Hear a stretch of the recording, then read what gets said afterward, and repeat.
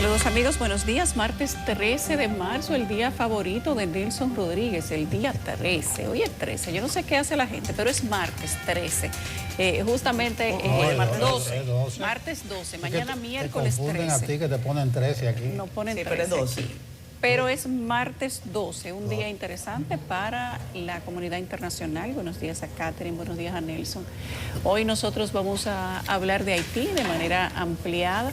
Veremos y conoceremos y compartiremos con ustedes la renuncia de Ariel Henry, el primer ministro de Haití, que en la madrugada del día de hoy a las 12 de la noche ha emitido su mensaje presentando su separación de la posición a la que en múltiples momentos la comunidad internacional, incluyendo República Dominicana, se había preguntado a sí misma si Ariel Henry todavía era primer ministro.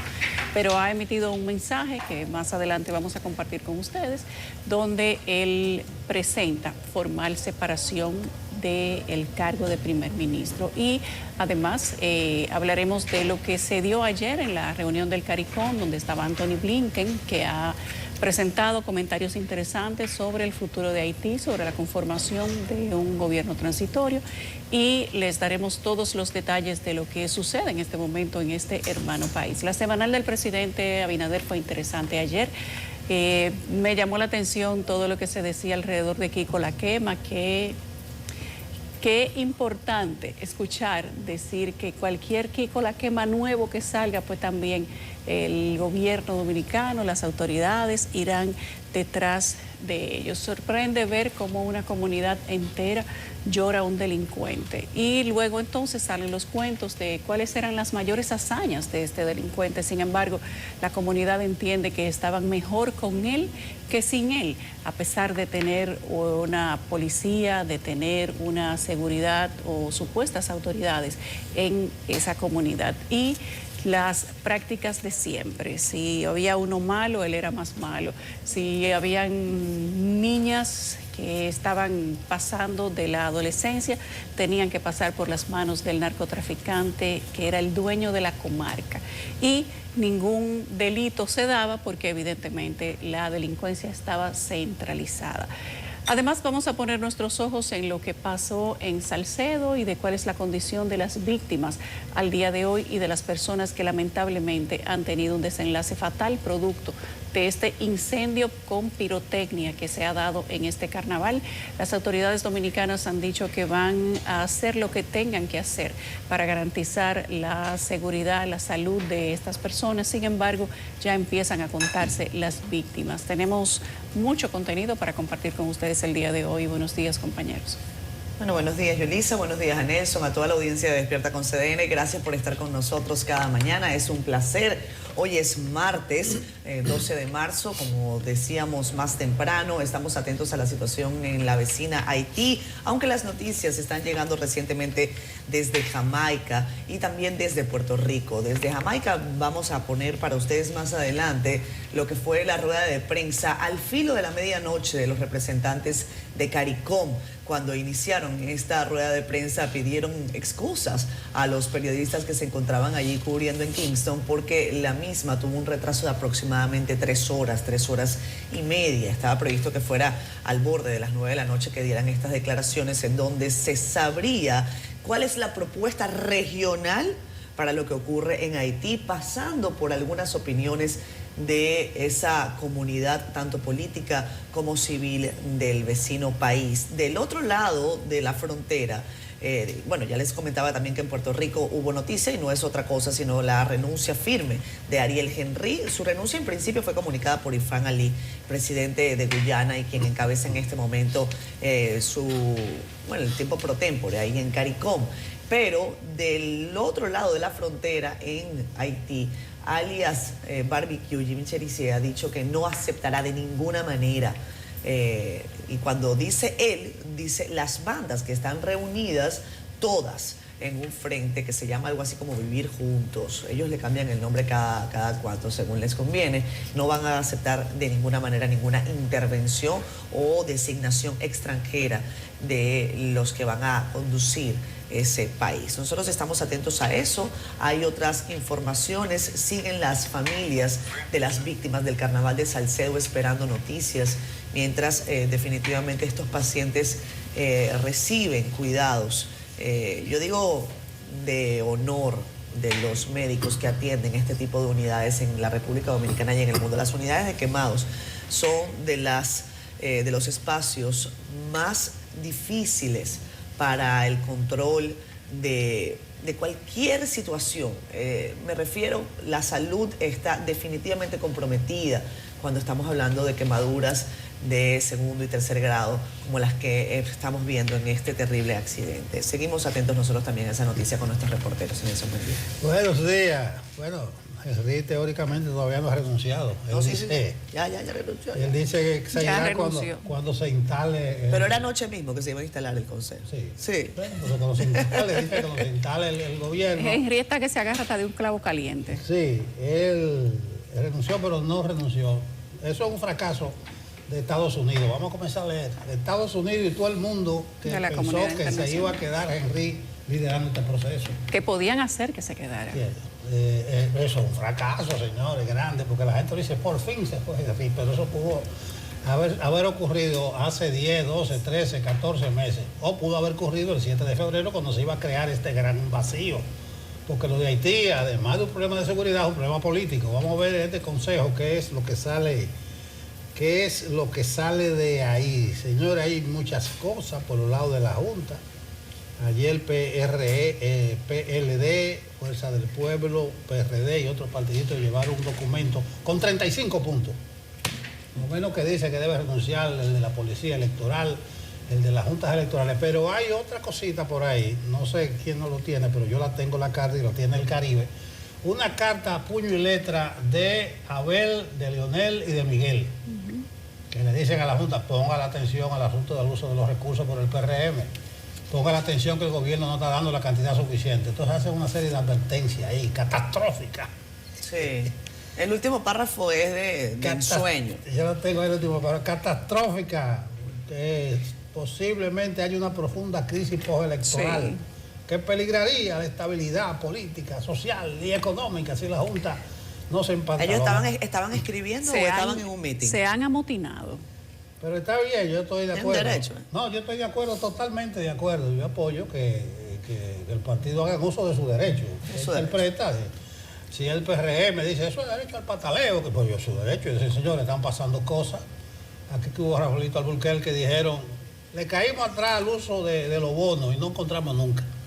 Después de mucha brega, el Banco de Reserva nos dijo, bueno, se lo dimos a 40 instituciones, a 41 instituciones. Ya. Como ellos las repartieron. La gracia es que ahí está el despacho de la primera dama. Yo pensaba que eso no existía. ¿Eso no existe? Bueno, pues le dio su bono. Raquel le explica eso. Buenos días. Dice Yanesia Espinal que en su pizarra el día de ayer que Leonel, Abel y Miguel amenazan con romper la estabilidad política, social y económica del país si el gobierno, según ellos, vuelve a utilizar los recursos públicos para imponerse en las elecciones de mayo. Pero la Junta romper la estabilidad política. Que le dé respuesta, porque una de las cosas, las conclusiones de la OEA que dice, si a ti te hacen una denuncia de uso de recursos del Estado, tú no puedes esperar que pase el proceso para dar respuesta. Incluso yo no conozco la respuesta todavía. No, ni siquiera para investigarlo, porque además el efecto desaparece. Bueno. Pero bueno, nosotros estamos avanzando, tenemos muchas informaciones para ustedes y vamos a ver cómo amanece el país a través de la portada de CDN y el Caribe. Francisco Medrano está listo ya para contarnos.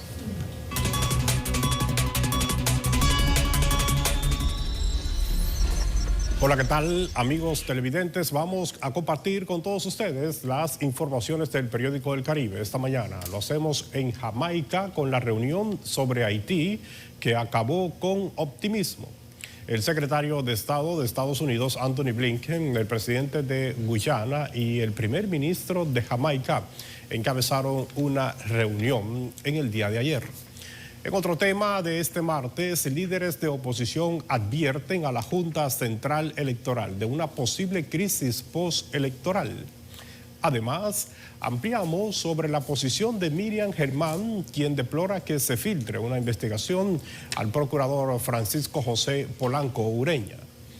Y cerramos portada del Caribe con Wellington Arnott, director del INAPA y autoridades de Santiago, quienes dieron el primer palazo para la construcción de una de las obras más demandadas por esa demarcación. Vamos a compartir con todos ustedes esta mañana la contraportada del periódico El Caribe con informaciones del mundo de los deportes. Y hablamos de la dominicana María Moronta, quien se clasificó a los Juegos Olímpicos París 2024 por decisión de 4-1 en la jornada final del primer clasificatorio mundial de boxeo. Y les invitamos esta mañana a que accedan a nuestro portal digital www.cdn.com.do. Aquí usted puede conocer otras importantes informaciones como esta del ex primer ministro de Haití, Ariel Henry, quien dimitió al cargo. También tenemos los detalles de los partidos de oposición que exigieron a la Junta Central Electoral la destitución del director de la Policía Militar Electoral y del director general de juntas electorales. Y cerramos las principales de CDN Digital con el emergenciólogo Porfirio Cabral, quien advierte sobre el porcentaje de quemaduras que puede determinar si un paciente sobrevive o no. Todas estas informaciones pueden ser ampliadas en nuestro portal digital www.cdn.com.do y además recuerden adquirir la edición impresa del periódico El Caribe. Es todo por el momento. Seguimos con Despierta con CDN.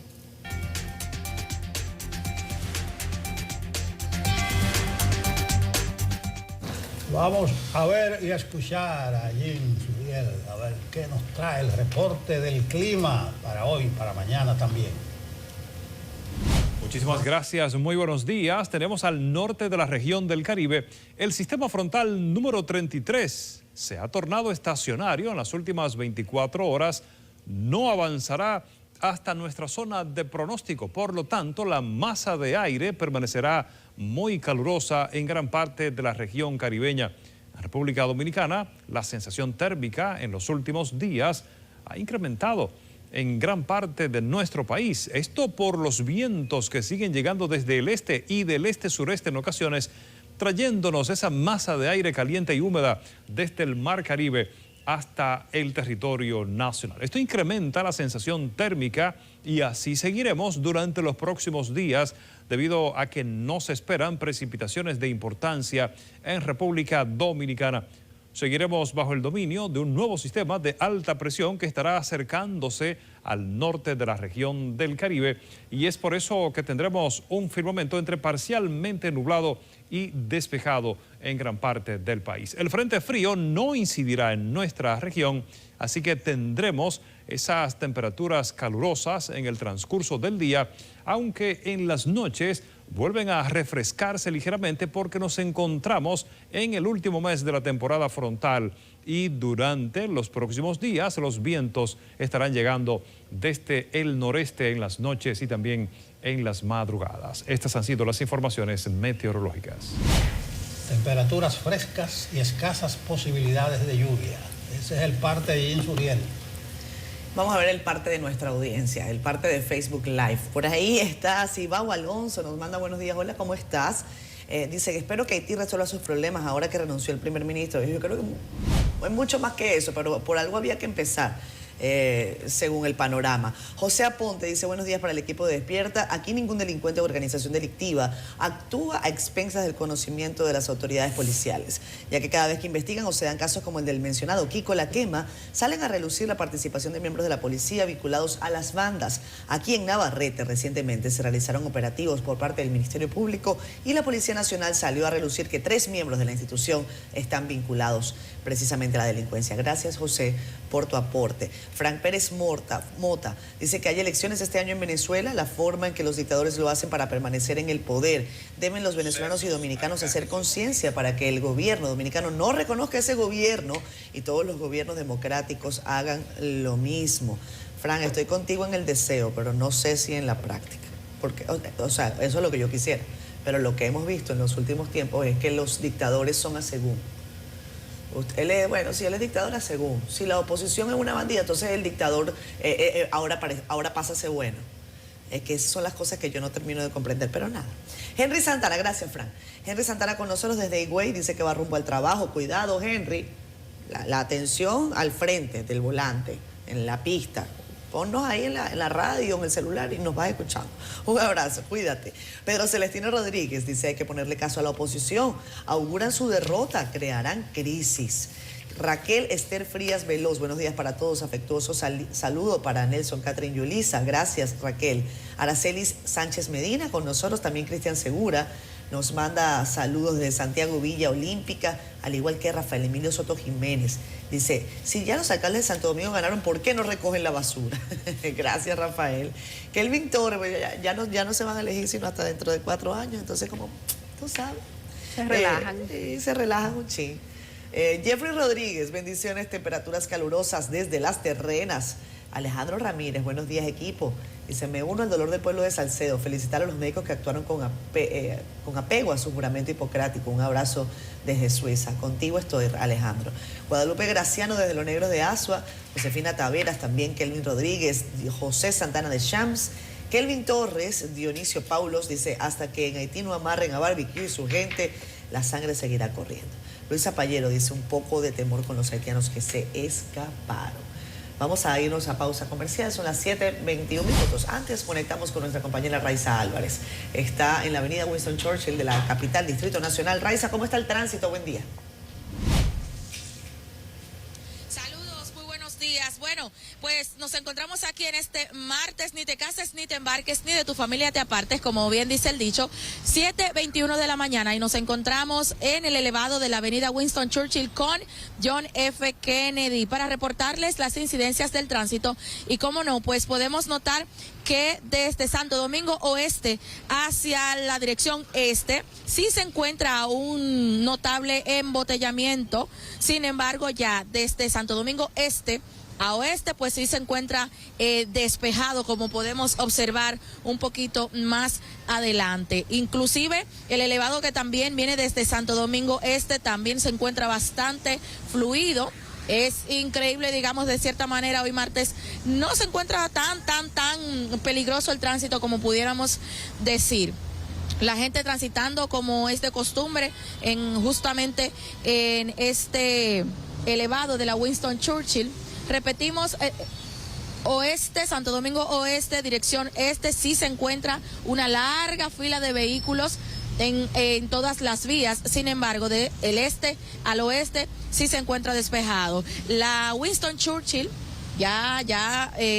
digamos, dirección al Malecón, sí también se encuentra un poquito embotellada. A inicios de las vías, pues se encuentra fluida. Sin embargo, desde aquí se puede notar el tránsito totalmente parado en lo adelante. Esa es la situación que tenemos en estos momentos en la avenida Winston Churchill con John F. Kennedy. Nosotros vamos a continuar desde otro punto de esta ciudad capital para mostrarles el tránsito también, cómo transcurre en otra área para ya estas horas de la mañana. Es la situación que tenemos hasta el momento. Yo regreso con ustedes y continuamos en las calles. Gracias, Raiza, por este aporte. Te vamos a esperar un poquitico más adelante. Hoy vamos a hablar de tránsito. La semana pasada fue un infierno. O sea, no es que normalmente no lo sea la calle con el tema del tránsito, pero la semana pasada, yo no sé si ustedes lo notaron, había particular entaponamiento, particular caos en las calles de la capital. Normalmente a mí me toma llegar de mi casa aquí en eso, unos poquito, al mediodía, ponte 20 minutos, yo digo poquito. Cuando vengo en la mañana son 6 minutos. Bueno, y la semana pasada fueron 45 minutos 3 días de los 5 que tuve que venir. A la misma hora. A la misma hora. Yo decía, pero se duplicó. Entonces, ¿qué fue lo que pasó la semana pasada? Ayer estaba más suave, pero no sé, hay que prestarle atención. Sí, Inspección técnica vehicular se llama. Sí, también. Hoy, como dice Raiza, oeste-este, eso era un infierno. Uno llega gateando. Gateando. Llega estresado. No hay solución al problema del tránsito a la vista, no lo hay. Tampoco hay quien le mete el pico a los motoristas. Ahora se está hablando. Y Abinader, que lo asesoren bien, que no se ponga a hablar del tema de los motoristas. Eso no es así, presidente. El tema del tránsito es complejo. No lo han podido ni registrar. Hay 3 millones de motores y han hecho 10 intentos y van por 800,000. Hay 2.200.000 que no existen. Oye, por saludos a la directora de motocicletas del Intran, que ella dice que está en el Intran, pese al Intran. La directora de motocicleta dice, yo estoy en el Intran pese al Intran. Aquí no, aquí O sea, que no la no quieren, me prestan ninguna atención, no vale nada lo que yo diga. Margarita se llama Y se ella. incorporaron muchos agentes, por lo menos en la calle se ven afanando. Sí, se notan. Pero no, hay eso es una capital desbordada. Santiago se está pareciendo un poco. Mira, pero tanto que hablamos de la tasa de desempleo, una gran parte de esa gente desempleada que lo introduzcan en AMET, en DGCET. En DGCET. Y Bueno, ahora la que policía sean oficiales de tránsito. trabajo lo formal. subieron de 24 a 30 años. ¿Qué cosa? Para mínimo- conseguir el para rango, ingreso El de la mínimo para policía. ingreso.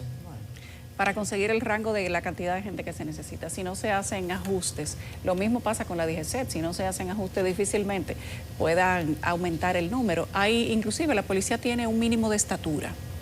Muchos jóvenes que quieren entrar a la policía, si no miden, creo que tienen que medir 5'7" mínimo, 5'6" o 5'7", 5'7". Si están por debajo, aunque sea por media pulgada, no pueden entrar a la policía, ni a la DGC tampoco. Entonces, mucha gente no tiene culpa de medir 5'5", pero no puede ser policía. Entonces, No, pero hay tareas hay dentro de la normas policía que te la usted ponen podría- difícil. Hay tareas dentro de la policía que la gente podría No lo medir dejan. 5'2". No, no pueden. Yo conozco gente de 5'2" que son bravas. Si ese fuera el tema. Claro, Pero en posiciones de oficina rinden. rinden mucho, Bueno. pero yo creo que podría la policía tener excepciones para los temas administrativos. Un país con problemas en el tránsito, eléctrico, de educación, estamos mal. Vámonos a la pausa. Y si usted mide 5'5", no entra, ya sabe. Son las 7:31 de la mañana. El primer ministro haitiano Ariel Henry, quien tomó las riendas del poder tras el asesinato del presidente Jovenel Moïse en 2021, ha dimitido la madrugada de este martes realmente en medio de un estallido de violencias que sacude el país caribeño. Frères et sœurs, depuis plus patience humaine, pays noir à vivre. Bueno, ahí están las palabras del primer ministro renunciante, Ariel Henry, quien ha dicho, según el periódico Le Nouvelis, en una traducción que han vertido en su portal digital esta mañana, el gobierno que dirijo se va inmediatamente después de la instalación del Consejo Presidencial de Transición. Durante más de una semana nuestro país ha estado viviendo un aumento de actos de violencia contra la población, asesinatos, ataques a las fuerzas del orden, saqueos sistemáticos, destrucción de edificios públicos y privados.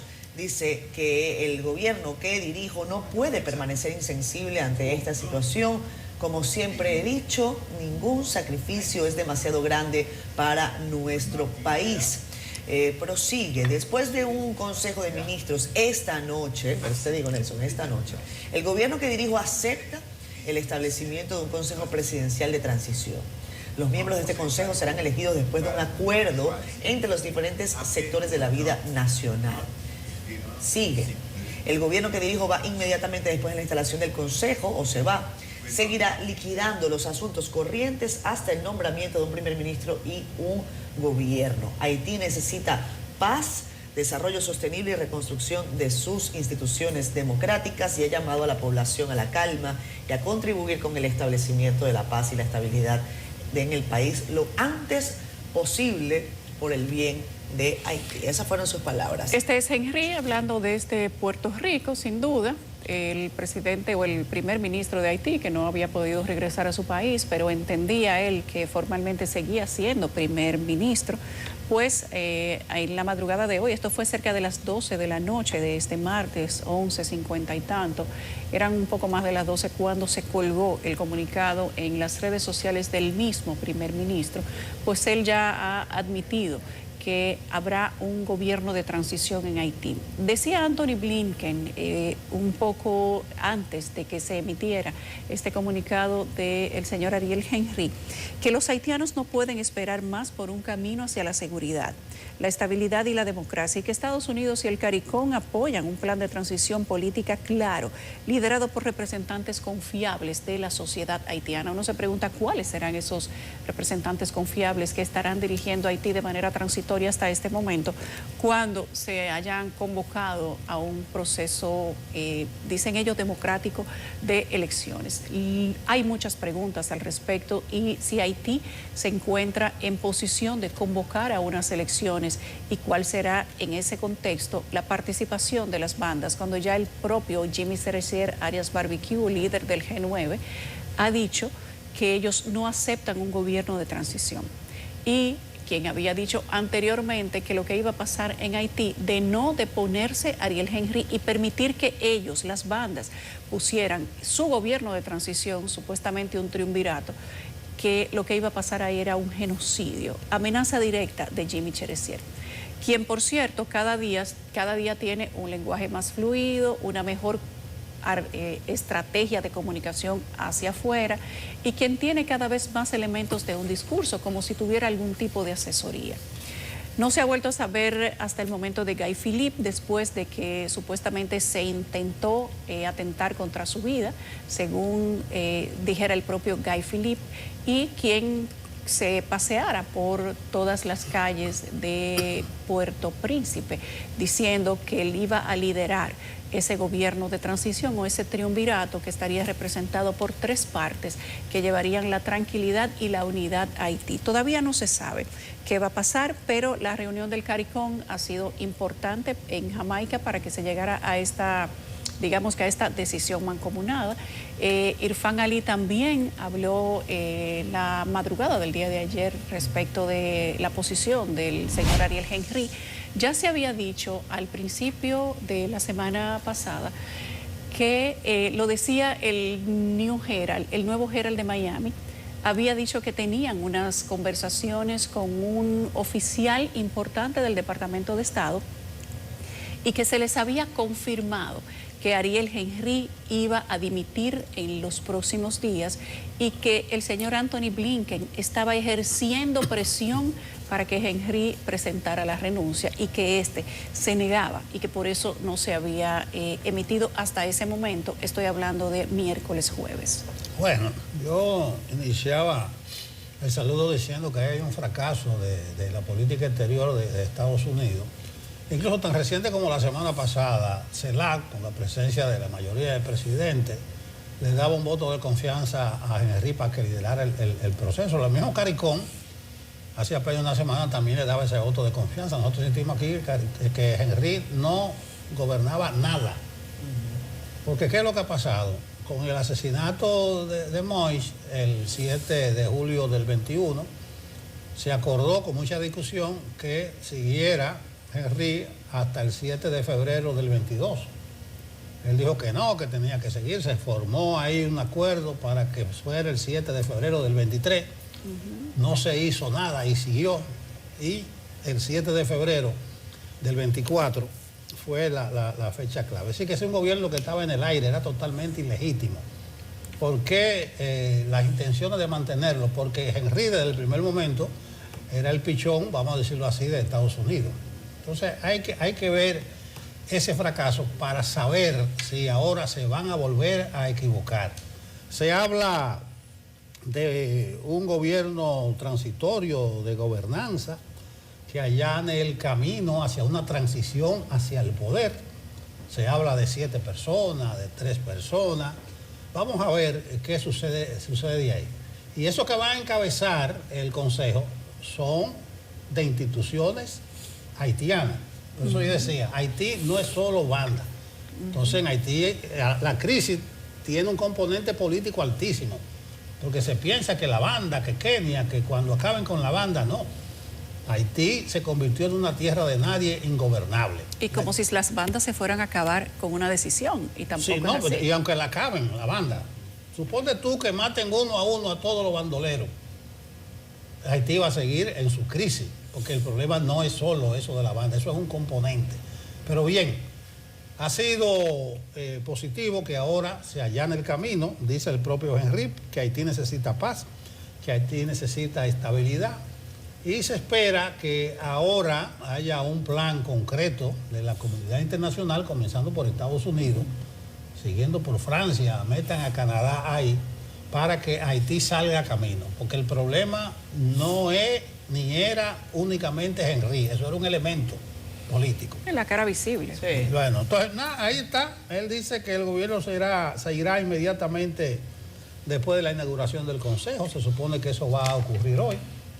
No sé por qué a Estados Unidos, miren que estoy cargando el dado mucho hacia Estados Unidos, porque Sí. es una política errática exterior, no solamente aquí. Lo tiene en Ucrania, lo tiene en Medio Oriente, lo tiene en Israel. Ahora está Biden enmendándole la plana a Netanyahu, distanciándose. Usted no puede bombardear de sur, usted no puede, no lo vamos a apoyar.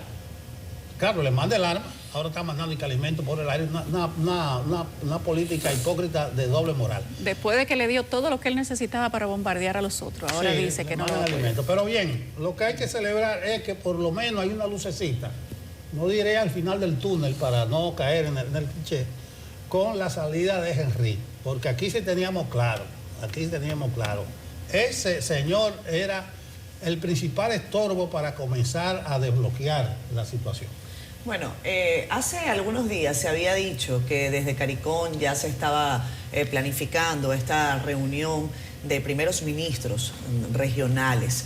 La comunidad política haitiana no había podido consensuar un documento entre ella. Eso lo habían establecido medios de comunicación de la vecina nación, en donde señalaban que CARICOM no podía avanzar si la totalidad de las fuerzas políticas, o al menos una gran parte de ellas, en Haití no se ponían de acuerdo. Y eso pasaba también, por supuesto, por la renuncia del primer ministro Ariel Henry, que el que la comunica para que quede así en la historia.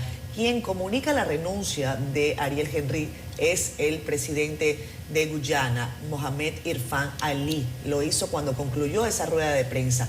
1 hora y pico después es que sale la comunicación grabada, por supuesto, con anticipación del premier haitiano Henry. CARICOM ha acordado con estos partidos políticos haitianos lo siguiente: este Consejo Presidencial va a tener 7 miembros, va a estar el colectivo del 30 de enero, le llaman así, la Red ED, Petit Dessalines, también el acuerdo del 21 de diciembre, el grupo de Montana, Famila Balaz y 2 entidades de la sociedad civil en calidad de observadores. Se sabe que esos partidos tienen 48 horas, van a tener 48 horas para designar a una persona de cada una de esas instituciones para integrar este Consejo Presidencial de Transición. Un dato que es importante y es lo que exige CARICOM para poder avanzar en el diálogo, y así lo han expresado estos líderes, que por cierto hay que destacar allí a la señora Mia Mottley de Barbados, que ha tenido un rol preponderante en todo lo que tiene que ver con Haití desde el inicio de la crisis. Mia Mottley incluso sirvió para canalizar la propuesta de República Dominicana para que Haití aceptara la ayuda desde el punto de vista de la Organización de Naciones Unidas, y por eso se activó la última resolución.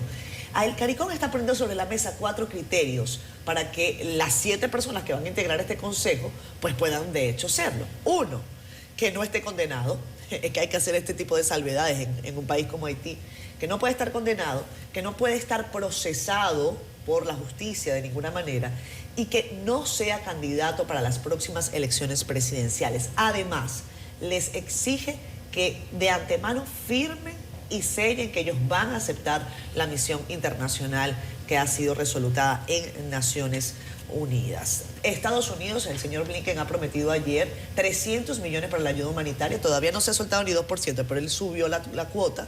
300 millones de dólares y 30 millones adicionales para temas de salud. Se le ha preguntado a estos líderes ayer en la noche cómo se compromete la región para de alguna manera facilitar recursos, divisas, etcétera. He dicho el señor Irfan Ali, todavía no estamos en esa etapa. Aguántenme ahí. Vamos paso por paso. Es interesante ver cómo la comunidad internacional ayer en CARICOM habla de progreso, entre comillas, y dicen que están optimistas con que la reunión de ayer fue una reunión de progreso, cuando esa misma comunidad internacional no permitía, no apoyaba que saliera Ariel Henry del lugar donde estaba como primer ministro, y que eran ellos mismos los que entendían que Ariel Henry tenía que quedarse ahí hasta 2025, cuando se convocaran a unas elecciones, porque en este momento no habían condiciones para hacer ni siquiera un gobierno de transición, pero tan pronto las bandas han arreciado la violencia, entonces entendieron que sí, que podía ser, que era momento. Cuando República Dominicana denunciaba ante la Organización de las Naciones Unidas en todos estos discursos de estos últimos 3 años, todo lo que viene pasando con Haití. La comunidad internacional entendía que eso no era suficiente porque lo estaba demandando República Dominicana, que es el vecino cercano, contiguo, de primera mano de Haití. Sin embargo, ahora cuando ellos mismos deponen a Ariel Henry porque él no ha renunciado porque quiere, no ha renunciado porque entiende que esa es la salida de la situación, no ha renunciado porque quiere encontrar una vuelta pacífica a la situación. Ariel Henry ha visto pasar todo lo que ha pasado en Haití y no ha entendido que una renuncia, una deposición de su parte era una salida de paz. No lo entendió en ningún momento, pero lo entiende ahora que está en Puerto Rico, una semana después que los periódicos internacionales que tienen relaciones con el Departamento de Estado han dicho que estaba siendo presionado por el Departamento de Estado para que renunciara. El mismo departamento que lo mantenía en esa posición y que, según esos mismos cables internacionales, entendían que él era la garantía. Como decías, Nelson, hace un momento, los mismos que lo apoyaban y que lo mantenían en su posición, hoy son los que lo han depuesto. La solución, increíble y paradójicamente, de Haití está en agravar la crisis de Haití. No hay manera de encontrar un cese de paz en una situación como la que vive ese país, donde las bandas son los que dictan la ley y los que deciden qué se hace. Se habla de más de 1.600 muertos en este conflicto último que ha tenido Haití internamente con sus bandas, personas inocentes, niños, mujeres, ancianos, hombres de trabajo, todo el mundo. Ahí no ha habido ningún tipo de sesgo para determinar quién vive y quién muere. Más de 7.000 presos que han salido de diferentes cárceles donde han invadido las bandas. Decenas de policías muertos. Los destacamentos con pocos policías, pero son atacados y o los policías corren o los matan. Los cadáveres no se los entregan a la familia. Saqueos, robos, violaciones, maltrato físico al que no matan. Entonces, ¿qué esperaba la comunidad internacional? Que podía pasar en un país donde su primer ministro no podía controlar ni siquiera eso. Pero ahora se apuesta a esta comisión política de diferentes partidos, donde además está el Grupo de Montana, que tiene una historia interesante, igual que el Core Group en Haití, donde se supone que parte de lo que pasa en este momento y de los líderes políticos que han pasado por Haití en los últimos 10 años o 20 años corresponden en parte a la responsabilidad de estos dos grupos. Pero sus decisiones no han tenido ningún tipo de consecuencia más que violencia para un pueblo inocente. Hay que ver cuál va a ser el aporte positivo y si realmente va a ser así que va a tener esta comisión y si de verdad la comisión internacional que se ha reunido en CARICOM va a seguir de manera cercana y van a dar los fondos que se necesita para que en Haití llegue algún tipo de orden. Nosotros desde aquí lo vamos a estar mirando a distancia porque el presidente de la República ha dicho que República Dominicana no se va a involucrar en este proceso de transición que tiene Haití porque históricamente su historia no se lo permite. Bueno, la colaboración que pueda brindar República Dominicana sería determinante, claro, sin involucrar fuerzas militares ni nada. Ahí está la situación, lo que pudo haber sido una transición suave, ha llegado de manera abrupta. Catherine lee ahí las condiciones, eso es lo más importante ahora. Que no esté ni haya sido condenado, eso es Guiquilí y mucha gente. Cheresier, excluyendo sí, que no esté vetado, por eso que está en la lista de lavado de Estados Unidos. Que no aspire a la presidencia, porque si se va a dirigir un proceso, no puede aspirar, no puede meter a la que esté ahí.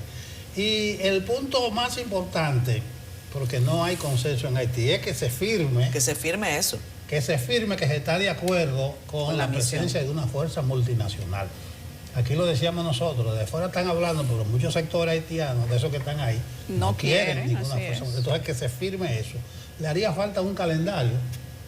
Yo creo que debe ponerse organización de elecciones.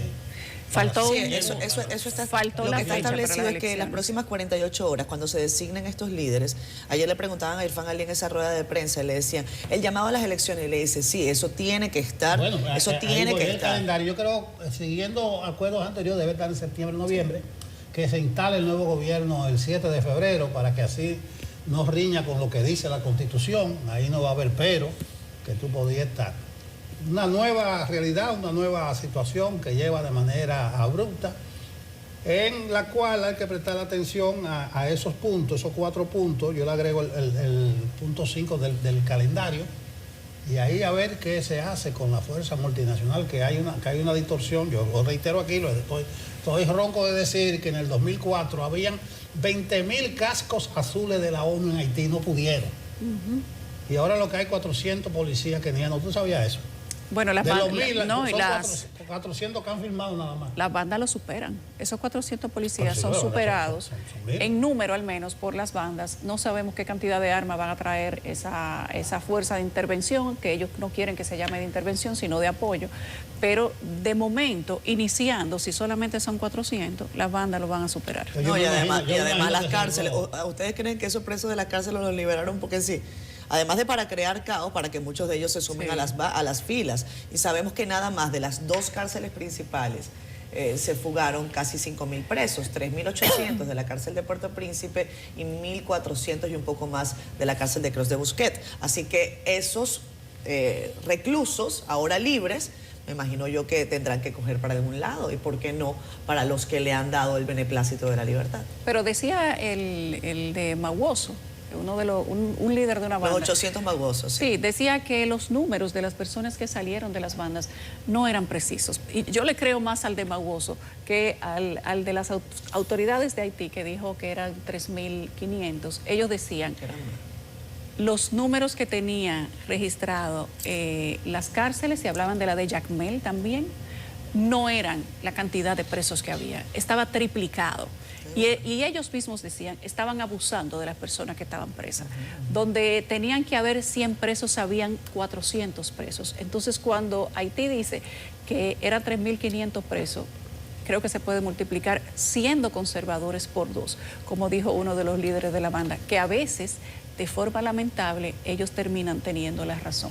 No queremos irnos a la pausa sin antes hablar brevemente de la Unidad de Control de Explosivos y Fuegos Artificiales de la Policía Nacional, que ayer se apersonaron a Salcedo para hacer levantamiento de las investigaciones, para determinar cuáles fueron las razones que provocaron la tragedia de esta quemazón, esta explosión durante el carnaval en Salcedo. Los investigadores del cuerpo castrense de la policía aseguran que hasta el momento no se puede establecer ninguna hipótesis sobre qué desencadenó el fuego.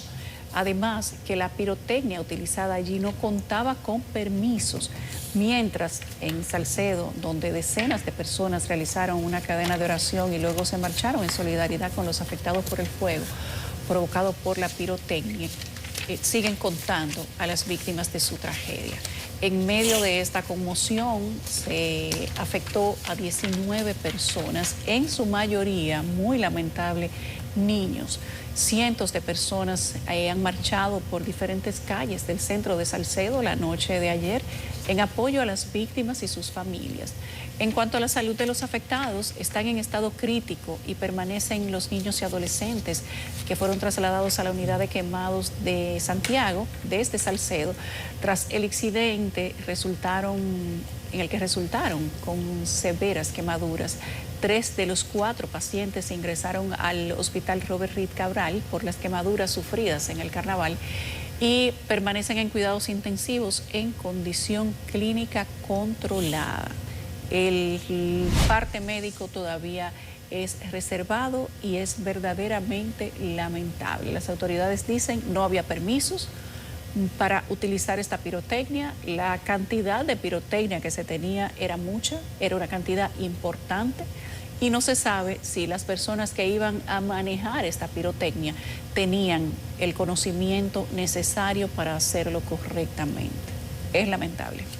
Bueno, antes de irnos a la pausa, brevemente, creo que hay que destacar lo que ocurrió ayer en materia política interna en República Dominicana.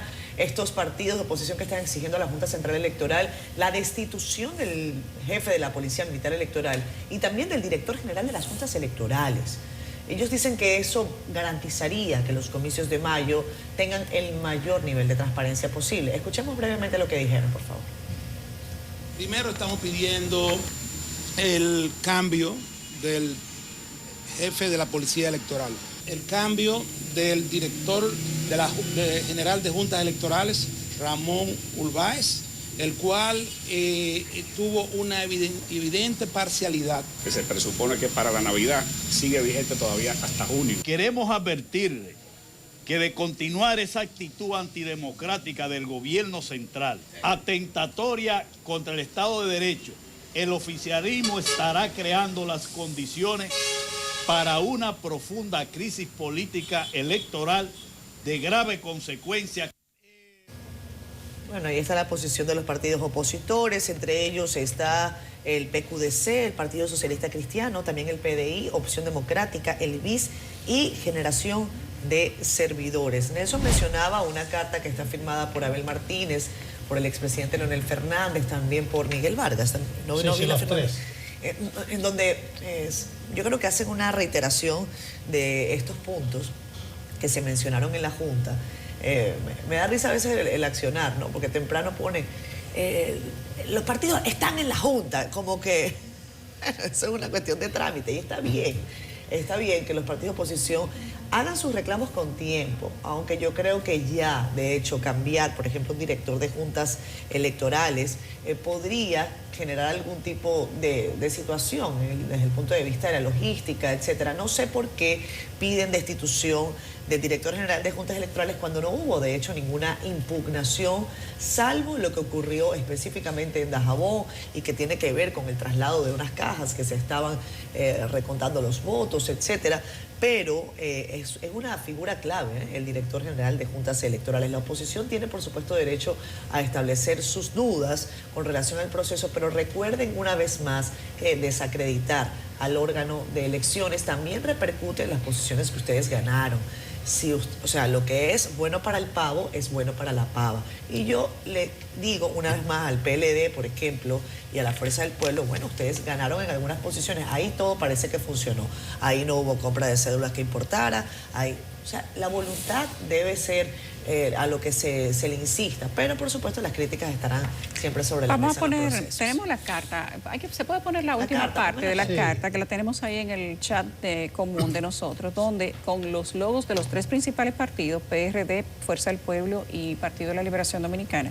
El último párrafo, donde están las firmas de Abel Martínez, Miguel Vargas y Leonel Fernández, esa misma. Dice ese párrafo: finalmente queremos advertirles que de continuar esa actitud antidemocrática del gobierno central, atentatoria contra el Estado de Derecho, el oficialismo estará creando las condiciones para una profunda crisis política postelectoral de graves consecuencias que amenazarían el principal activo de la República Dominicana, su estabilidad política, social y económica. Sin otro particular, Abel Martínez, Leonel Fernández, Miguel Vargas. Bien, ese párrafo creo que es tremendista y catastrófico. Sí, es tremendista. Por eso te digo. Bastante catastrófico. La carta de los partidos o el documento inicialmente, que yo hablaba de más de 30 puntos, dice que no se instalen carpas, que la policía militar electoral se hizo de la vista gorda. Sí, exacto. Bueno, ahí está. Yo les recuerdo tanto a Abel, a Leonel como a Miguel que en el 2000 hubo un documento, fue entregado en el Hotel Lina, una carta de Danilo y Balaguer, que decía, bueno, aquí no va a haber elecciones si no hay garantía. Yo dije, bueno, ya se llegó el momento, pero ¿qué va? Se celebraron igualitas las elecciones. Uno lo que se pregunta es si de verdad los partidos de oposición se lo creen que en este momento hay condiciones para que ellos digan que se pone en juego el orden democrático, político, social y económico del país. Realmente hay que tener cuidado con el tema de los tremendismos en las coyunturas políticas, y pareciera que, al igual que como con las elecciones municipales, los partidos de oposición están anteponiéndose, se anteceden a un resultado que pareciera ellos profetizan adverso, y al igual que el anterior, la gente puede entender el mismo mensaje. Yo creo que tienen que tener algún tipo de cuidado. Como si la estabilidad económica, política y social fuera tan frágil que se pueda ir a pique. Porque ellos se pongan de acuerdo y lo digan. Ojo, una cosa, o sea, es que ponerlo en un documento tiene una serie de implicaciones, porque pareciera que están adelantándose.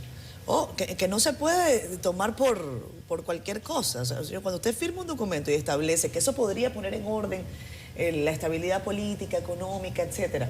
Miren, yo creo que la democracia cuesta mucho y los partidos de oposición lo saben. Ellos también han participado en procesos en donde todas estas irregularidades han estado presentes. Y yo soy la que cree que sí, que evidentemente toda esa parafernalia, toda esa fiesta electoral, pero para lo malo, ¿no? Que termina siendo como una borrachera electoral. Todo el mundo afuera, y todo el mundo no. Dirigentes de partidos políticos entregando los llamados chivos, llamando a la gente a votar, comprando cédula con los baberos, o sea, toda esa violación de la ley, eso debe cesar. Y eso lo han dicho los organismos internacionales. Pero eso es una cosa, decirle a la policía militar electoral, vamos a tratar de establecer un cerco más apropiado, compromiso a todos los organismos políticos, a todas las organizaciones, porque recuerden, por ejemplo, que la OEA dijo que había compra de cédulas, que había todo este proselitismo desenfrenado, pero que eso lo estaban haciendo todos los partidos. Entonces, yo creo que sí, que hay que fortalecer ese momento, pero ya, por ejemplo, pedir que se sustituya al director general de juntas electorales cuando no hay ninguna impugnación, me parece a mí también un tremendo. Cuando todos ellos estaban haciendo lo mismo que critican, y ciertamente hay que pedir estabilidad, pero la estabilidad tienen que darla todos, y los partidos, oposición y de gobierno de turno, tienen que participar todos en el establecimiento de esa democracia.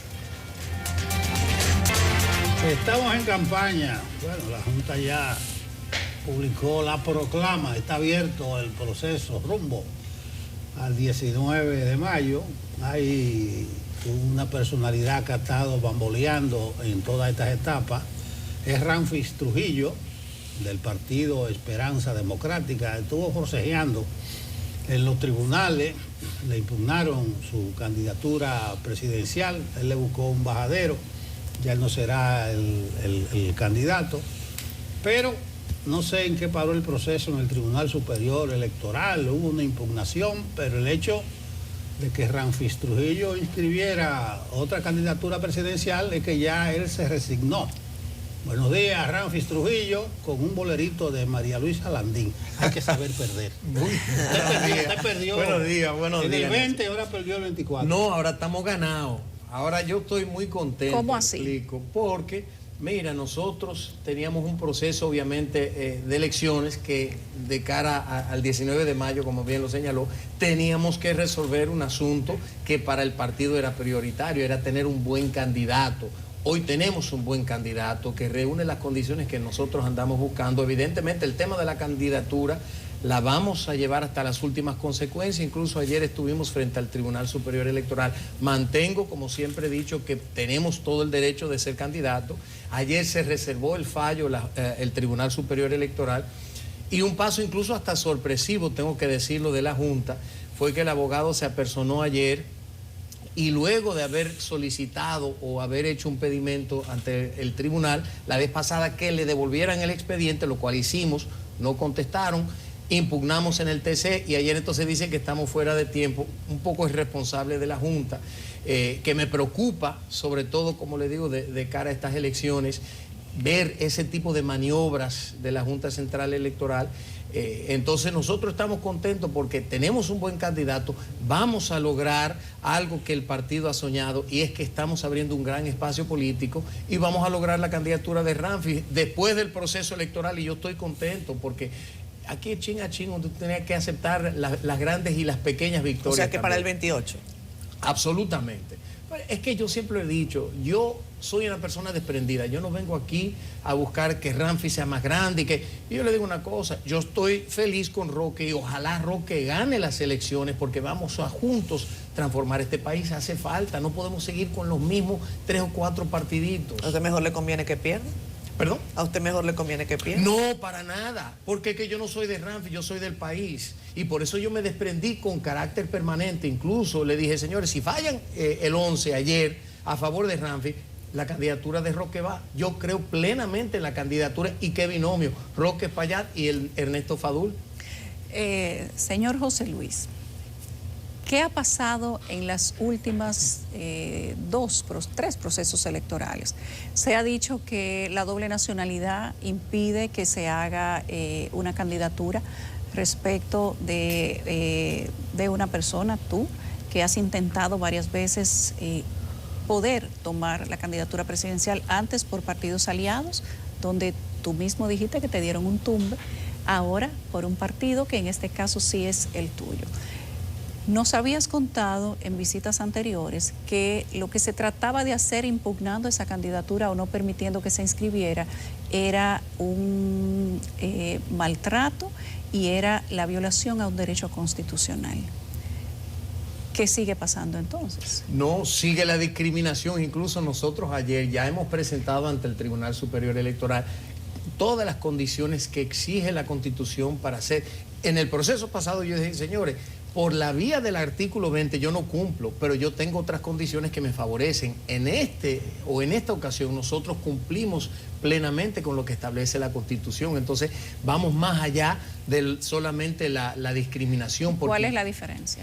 Que nosotros reunimos todas las condiciones en este tiempo, le demostramos por primera vez a la Junta que nosotros tenemos residencia en el país desde el 2005, que fue el primer contrato de alquiler que nosotros hicimos, le demostramos que conforme la ley norteamericana, ya a partir del 2007, 2008, cuando incursionamos en la política, hicimos la renuncia.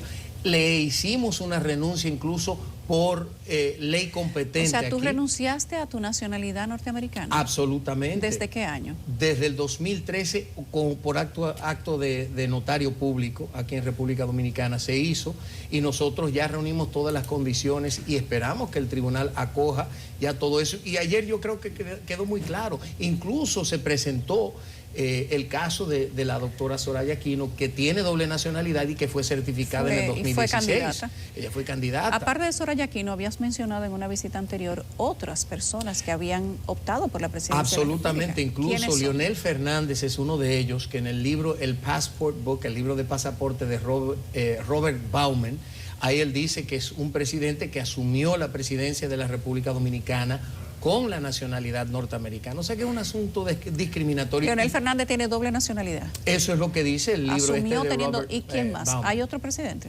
Hay otros rumores especulativos, pero ahí yo no voy, yo no caigo en ese campo, pero ahí sí hay documentos fehacientes en el libro del pasaporte avalando eso. Bueno, tú tendrás 4 años por delante para seguir echando ese pleito. Ay, no me digas, no, yo espero eso resolver este año, Nelson, no podemos ser tan pesimistas. Mira, la mutual que tú conformaste es una buena mutual.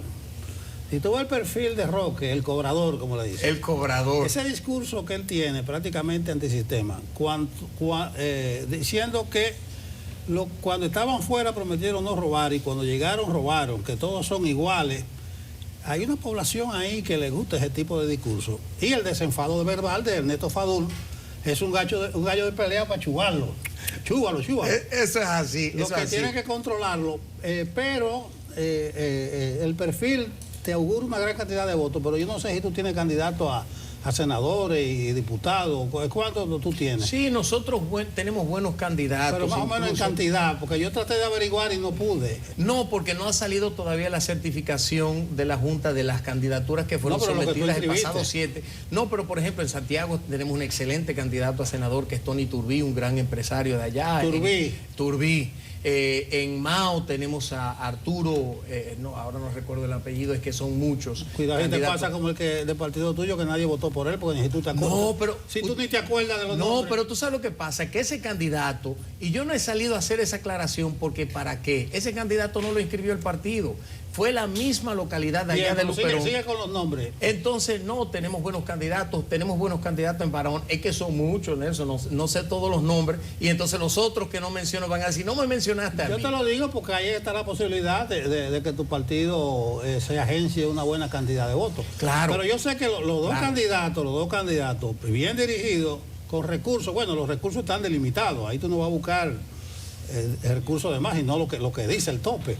No, mira, yo creo que nosotros estamos trabajando muy dentro del marco de la ley y es lo que yo exhorto, incluso los escuché hablando ahora del despliegue de recursos, la carta que a mí también me invitaron a firmar. Evidentemente nosotros no podemos ser cómplices tampoco de lo que es absolutamente un conflicto para nosotros, porque estaríamos entrando en contubernio, en complicidad con partidos que han demostrado a lo largo de todos los procesos electorales que ellos también compran votos. La pregunta es, ¿ustedes quieren llegar a la presidencia de la República sin alianzas? Sí, es que hay que hacerlo sin alianzas. Sin alianzas. Sin alianza. ¿Con ningún partido tradicional? No, es que sin ningún partido, porque aquí hay dos polos.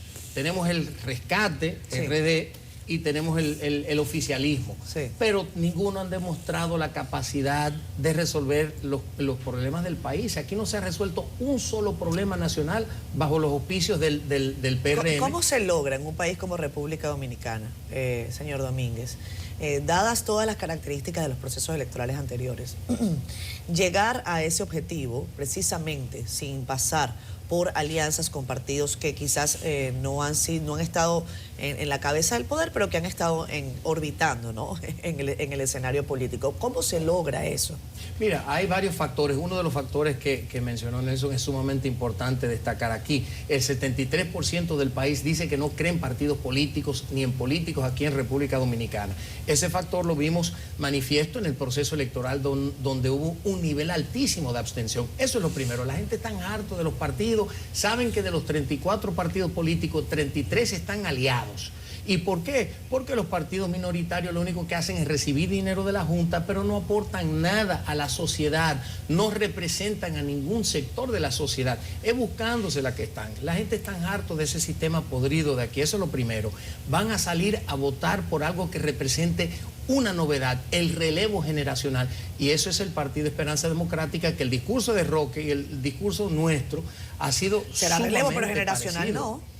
No, es un relevo generacional. ¿El señor Fadul es el relevo generacional? No, pero espérate, hay que tener un balance. Con todo el amor a la gente de la tercera edad. A la gente, no, justamente nosotros tenemos que tener un relevo que componga también, porque no podemos olvidar la experiencia de las personas de segunda y tercera edad. Eso somos Estoy de acuerdo, pero por eso no voy a decir relevo generacional. Pero es el relevo generacional porque el Partido Esperanza Democrática tiene el 60% de su padrón que son jóvenes, que representan ese relevo.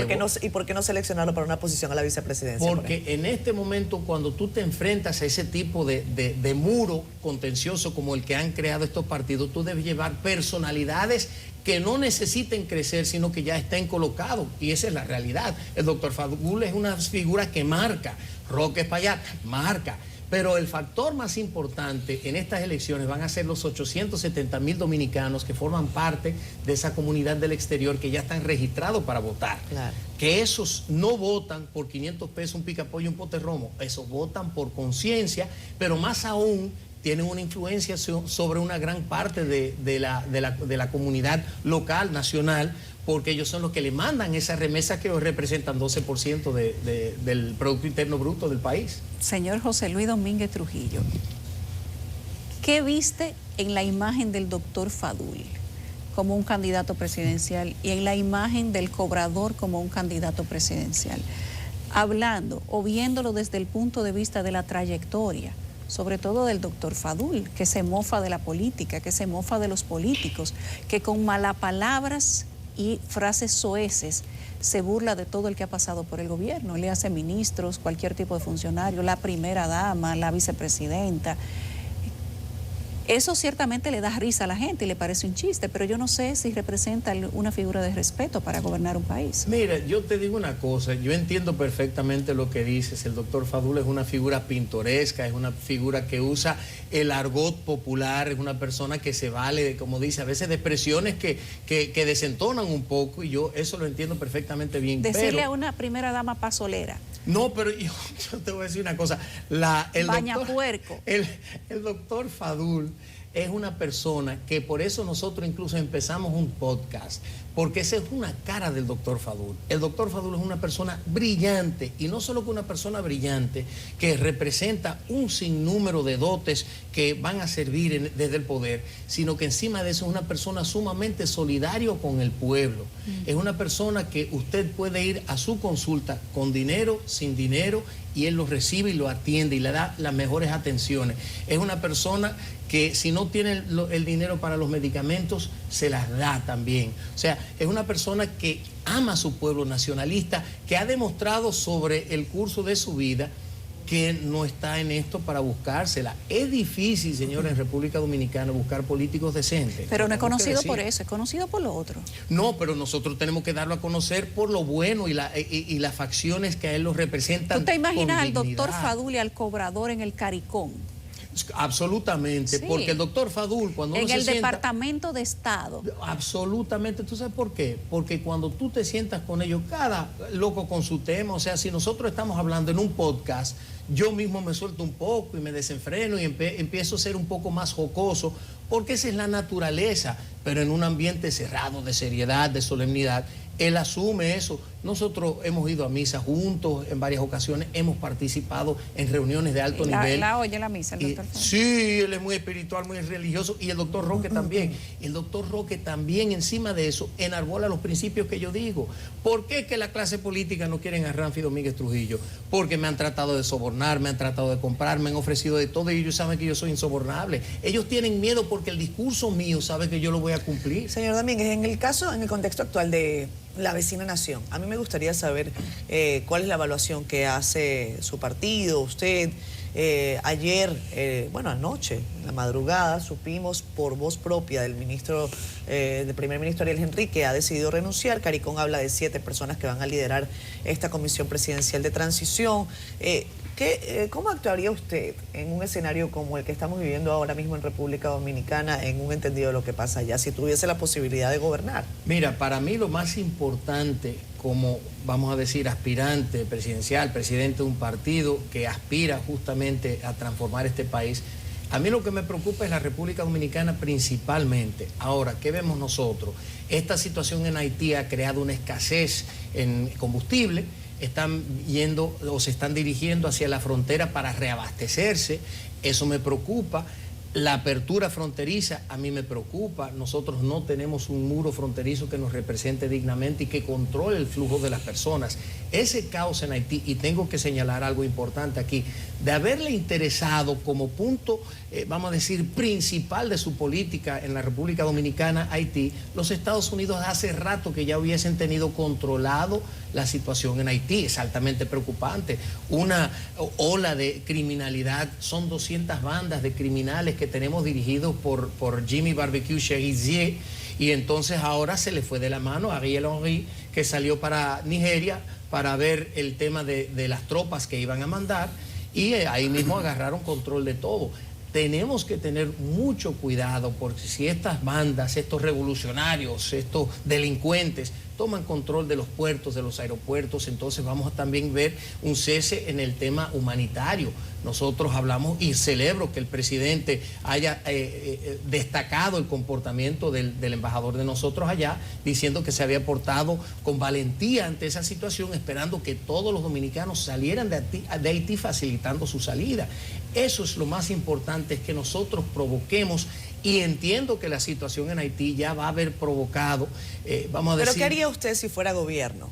Cerrar la frontera completamente. Los militares que mandaron frente al tema del Río Masacre, que eso fue un espectáculo sin igual, eso es lo que yo hubiese duplicado ahora en este momento para sellar la frontera. Hay que controlar el tema del flujo del comercio, y nosotros tenemos que tomar las medidas para que el caos que existe ahora en Haití no pueda afectar a la República Dominicana. Yo no pondría a los militares de República Dominicana al servicio de esa situación, porque nosotros tenemos conocimiento de la fuerza que tienen Nigeria, Nigeria no, Kenia. Disculpen, que fue a Kenia, que fue el primer ministro. Nosotros no tenemos la fuerza que tienen los Estados Unidos, ni los recursos tampoco. Nosotros tenemos que salvaguardar los intereses de la patria y exigir a esos organismos que tienen muchos años cargándonos el peso de esa migración tan nociva para el país, que asuman ellos la responsabilidad de su cuota, porque allá en Haití, en ese mar revuelto, todo el mundo se beneficia. Mira, una noche cualquiera, la semana pasada, estaba en una tertulia y llegó el tema de los 2 candidatos principales tuyos. Y hay gente que piensa, dice que puede el discurso antisistema y antipartido de Roque y el desenfado casi insolente verbal del doctor Fadul podía agenciarle mucho voto. pero vamos a ver cómo dirigen ustedes la campaña. Yo quería preguntarte las dificultades que tú has tenido. ¿Es por el apellido Trujillo o porque ese apellido rememora una oscura noche para el país? No sé si tú tienes un pensamiento autoritario, represivo. Mire, yo creo que justamente lo contrario, Nelson. Dentro del seno del pueblo hay un gran apoyo a las iniciativas positivas del régimen que me han querido endilgar a mí. Yo siempre he dicho, yo no soy Trujillo ni me pueden juzgar como tal, no me pueden dar o no me pueden endilgar a mí el crédito por las cosas que hizo bien, pero tampoco la responsabilidad de las cosas que se hicieron mal. Y esa es la realidad. Yo soy Domínguez Trujillo, que nací en los Estados Unidos por una condición impuesta a mi familia, pero que me criaron como dominicano de pura cepa y que estamos aquí fajados echando el pleito justamente porque a mí me duele mi país. Entonces, ese sector que representa el apoyo al apellido, que todo el mundo habla de mano dura, de ley, orden, Trujillo, ven a ver, eso ha creado una gran expectativa en torno al proyecto de nosotros. Ahora, conjugamos eso con el hecho de que soy insobornable, que yo no vengo aquí ni a buscar posición, que no vengo aquí a buscar dinero, sino a resolver aquí en República Dominicana. Eso han creado dos elementos que al detonarse va a acabar con la casta política que tiene haciendo desgobiernos hace muchos años. Y ellos lo saben. Ustedes saben que aquí en República Dominicana tenemos ciclos de 30 años. Cada 30 años pasa algo que transforma la política en el país. Ya nosotros estamos culminando ese proceso, cerrando ese proceso de 30 años aquí en la República Dominicana y vamos a salir de todos estos políticos que tanto daño le han hecho al país. ¿Y qué va a hacer con todos ellos? Los que incurrieron en la malversación de fondos van presos y se va a crear una comisión, no como la del PRM de 13 abogados que no han logrado ni un solo centavo devolverle a las arcas del Estado. Incluso el único dinero recuperado por el Estado de las personas que han incurrido en la malversación de fondos fueron dos individuos que lo iban a imputar y dijeron, espérense, no me impute, yo voy a devolver tanto. Devolvieron cifras multimillonarias y se quedó ahí todo. Nosotros vamos a meter preso a los que hayan incurrido, no con bulto y maquinación y aunque devuelvan el dinero. Y que devuelvan el dinero. No, Ambas aún cosas. devolviendo el dinero, ya ellos cometieron el acto de traición a la patria, porque estamos hablando que cuando uno llega al poder está traicionando la confianza que el pueblo ha depositado en esos funcionarios. O sea, uno va al país o al poder a servirle a su patria. Entonces, nosotros tenemos una responsabilidad de transformar la política y darle paso a esta nueva generación. Y Roque Payat y Ernesto Fadul representan eso. Y me gustó como usted lo dijo, el desenfado. ¿Cómo fue el desenfado? Verbal. Verbal. El desenfado es lo que tiene que ver un desenfado verbal. Es un poquito más que un desenfado verbal. Sí. Quiero saber qué opinas de la carta que han enviado a la Junta Central Electoral los principales tres partidos de oposición, donde hablan de desestabilizar la política económica y social del país, a propósito de la solicitud que ellos hacen a la Junta de sacar al encargado o director de la Policía Electoral.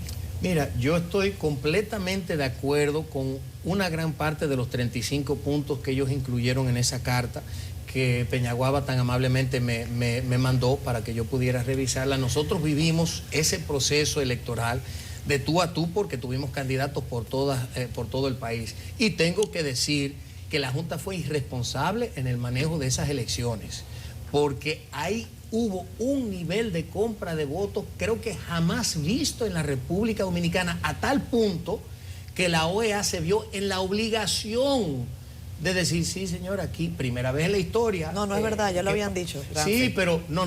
De la forma que ellos fueron enfáticos al destacarlo. Ahora, señores, les puedo decir... Te puedo mostrar los dos informes de la OEA, son exactamente iguales en ese sentido. Pero le voy a decir una cosa. Aquí hay algo grave y es algo que nosotros, y no lo digo porque lo dice la oposición, porque yo no me atengo a la oposición, nosotros somos completamente independientes, pero aquí se estaba dando droga.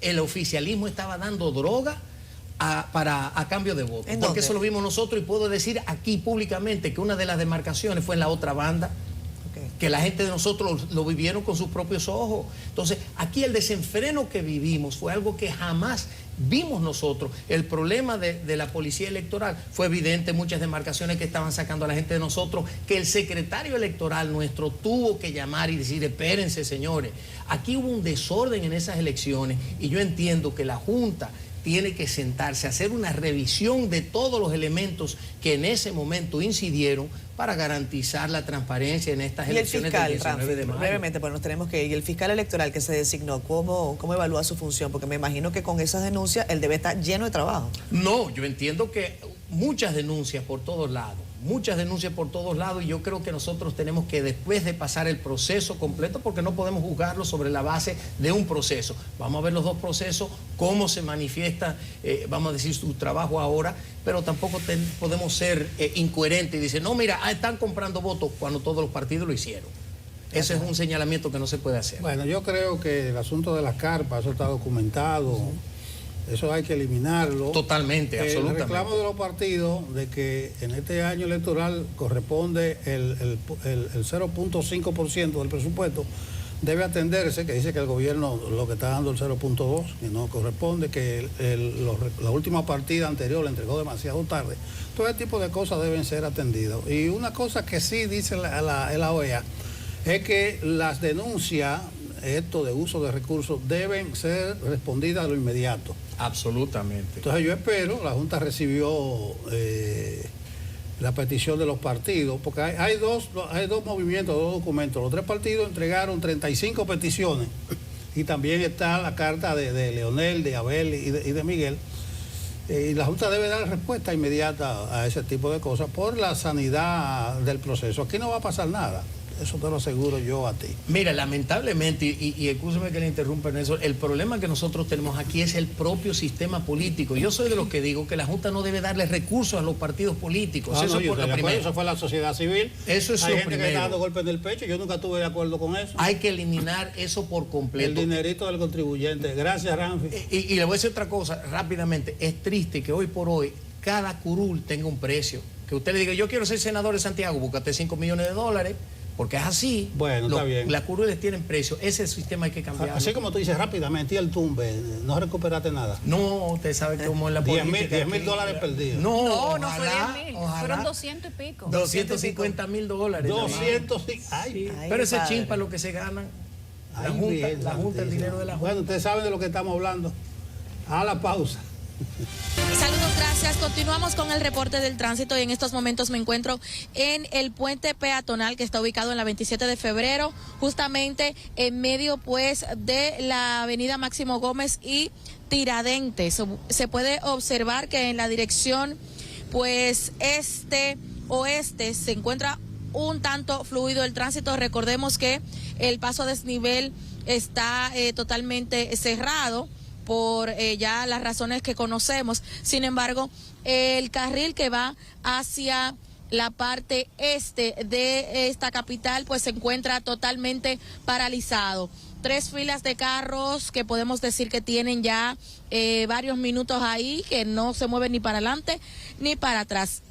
Sin embargo, al otro extremo, también en dirección oeste-este, sí se encuentra un embotellamiento que viene también por el túnel de la 27 de febrero y también pues en la dirección este-oeste también se está embotellando un poquito hacia allá, ya lo que es la avenida Tiradentes. Esta es la situación que se vive ya en esta parte, 27 de febrero. Estamos entre la avenida Máximo Gómez y Tiradentes. El tránsito en cierto momento fluye por algunas avenidas, sin embargo, hay otra parte que tarda incluso algunos minutos para poder movilizarse. Eso es todo lo que tengo. Regreso con ustedes a los estudios. Gracias a nuestra compañera Raiza Álvarez. Vamos a hablar precisamente de tránsito vía Zoom con Fernando Luis Rodríguez. Él es especialista en esta materia, tiene mucho tiempo, además adelantando programas en medios de comunicación, podcasts, tratando de analizar qué es lo que pasa. Fernando, buenos días, bienvenido a Despierta con CDN. Gracias por estar aquí. Hola, gracias, Catherine. Un saludo a Yulisa y a Nelson también que te acompañan. El gusto es para nosotros, Fernando. Bienvenido. Fernando, la semana pasada nosotros decíamos algo ocurrió, yo no sé, el tránsito estaba peor que nunca. ¿Cómo se mide esto? ¿Cuál es el análisis, la evaluación que ustedes están haciendo? ¿Y qué podría estar impactando de manera importante el caos de estos días? Mira, Santo Domingo Bueno, el Distrito Nacional tiene una particularidad y es que todos los días no son iguales. Usted va hasta cualquier ciudad del mundo y tú sabes, bueno, a las 4 de la tarde hay un tapón allí, hay un congestionamiento acá, pero aquí tú sales a una hora específica y puede cambiar de un día para otro. ¿Y a qué se debe esto? A que los semáforos no están sincronizados y no se manejan desde un centro de control. Entonces, tenemos un VIP que quiere cruzar una intersección y pide paso por radio, te lo dan y esto repercute en todas las intersecciones aledañas. Es decir, si él quiso cruzar por la Chuchi con 27, pero hay un semáforo que está en la Víctor Valido Pollo con Chuchi, eso es afectado. ¿Me entiendes? Entonces, han ido implementando el tema de la sincronización de los semáforos, pero te ha ido cayendo por eso que te acabo de comentar. Si tú me lo pones sincronizado, pero me lo interrumpe, ya eso vuelve y cambia. Adicional a esto, tenemos un sinnúmero de vehículos, miles de vehículos entrando al país y no está saliendo uno solo. Tú ves vehículos casi que están en condiciones deplorables, que no pueden transitar, y estos siguen transitando sin que se le ponga una consecuencia. Fernando, Yulisa te habla, qué bueno que puedes conversar con nosotros. Has mencionado el tema de los semáforos. Nosotros sabemos que en este momento, en el momento que tenemos más caos en el tránsito, quizás entaponamientos que hace tiempo que no veíamos, y a cualquier hora, sin importar el día que sea, sabemos que el Estado no maneja los semáforos, sino una empresa que se encuentra en una litis y que uno no sabe el día que se levanta con la idea de hacer cualquier cosa con los semáforos, y eso, a pesar de que es un tema muy importante, no se maneja desde un centro de control que controle, por ejemplo, el Intran o RD Vial o una institución del Estado que tenga quizás una preocupación porque el tránsito siempre esté correctamente. ¿Qué implica que no maneje, desde tu experiencia como asesor de temas de tránsito, qué implica que el control de los semáforos no los tenga la autoridad competente dentro del gobierno? Bueno, eso es un tema una pregunta muy importante y un tema muy interesante, porque eso, como tú bien dices, está a la merced de un tercero que pudiera en algún momento entorpecer el tránsito en el país. Pero más que eso, también tenemos que cuidar el Estado de Derecho en el que estamos. Si este tercero ya contrató, esto tiene que respetarse, porque tú te imaginas que alguien cambie los términos de un contrato porque no conviene después de que lo firmaron. O sea, ¿tú me entiendes? Hay un tema ahí complicado. Bueno, ahí iríamos entonces a la pregunta de si es correcto que un tema de seguridad nacional esté en manos de un tercero. Claro, no, para nada. Claro que no. Ahí es que está el problema inicial, que la contratación se hizo de una forma que era un poco lesiva y perjudicial para el Estado y para la seguridad nacional. Entonces, ¿qué debe hacerse ahora? Debe buscarse un bajadero rápido, recurrir en recursos que sean rápidos ante los tribunales, para que ese control lo tengan ya las instituciones del Estado. Fernando, el problema vial es uno de los que amerita más soluciones en este país. Parece que la ley 6317 lo dice todo. El presidente Abinader incursionó la semana pasada en el tema. Me dio la sensación que no tiene una idea cabal del problema de los motoristas. Y además, él insinuaba el asunto de cómo se engrosa cada vez más, cada año, el parque vehicular. Estratégicamente, ¿qué tú piensas que se puede hacer? Mira, hay dos cosas. Como mencionaba ahorita, aquí al país entran miles de vehículos y no sale uno. Ahora se está en proceso de construcción de una licitación para la inspección técnica vehicular. Ya eso, en teoría, sabemos que aquí no pasan las cosas 100% como son en teoría, debe sacar vehículos que no estén aptos para circular. Pero con el tema de los motoristas, esto es grave, que de verdad, señores, usted sale a la calle, todos lo vivimos, y estamos a la merced de que un motorista no lleve un retrovisor, no choque, no impacte, no amedrente, o sea, pueden pasar mil cosas. Pero ¿qué pasa? La mayoría de estos motoristas, la mayoría de los que cometen infracciones, están atados a una plataforma de entrega, como cualquiera de las que estén por ahí. Estos, mediante tecnología, pudieran aportar, porque todas las calles, tecnológicamente, tienen la vía en la dirección en que van. Entonces, tú pudieras sancionar al que te mete en contravía por decir un carro. ¿Tú me entiendes? Entonces, el tema de los motoristas, tú lo resuelves con consecuencias, pero no podemos poner en cada esquina un 16. Pero te voy a decir algo más. Dime una sola campaña de motoristas en educación vial que haya. Dime una sola. ¿Nelson la conoce? Sí. No hay, ¿verdad que no? No. Yo soy partidario de que para empuñar un timón debe tener educación formal y vial. Claro. Fernando, esta licitación que tú comentas sobre la inspección técnica vehicular, parece que ha dado trabajo, como que está estancada, como que ha dado mucho tiempo, como que ha dado mucha vuelta para un problema que realmente es urgente. Eso por una parte. Y por otra, tú hablas de los VIP, que parece que cambian el curso de 2 calles porque alguien va a salir y resulta que te crean un pandemonio en el centro de la ciudad que ya tiene otro tipo de situaciones. Santo Domingo es una ciudad muy pequeña como para pensar que pudieran ir en helicóptero, pero a veces uno dice, provoca. Sí.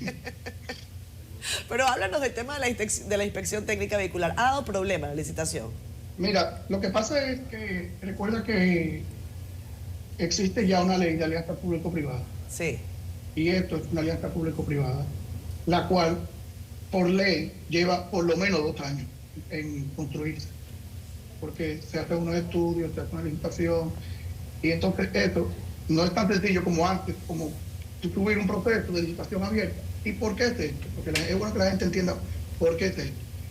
Contrario a lo que pasó con la autopista del Nordeste, que no fue una alianza público-privada, el Estado se perjudicó por el peaje sombra.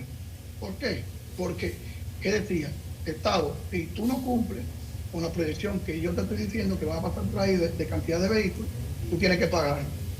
Con las alianzas público-privadas, las responsabilidades se definen antes de. Es decir, si por ejemplo, la inspección técnica vehicular dice que van a pasar 5 millones de vehículos y no pasan, tú le asignas o al Estado o al privado este riesgo.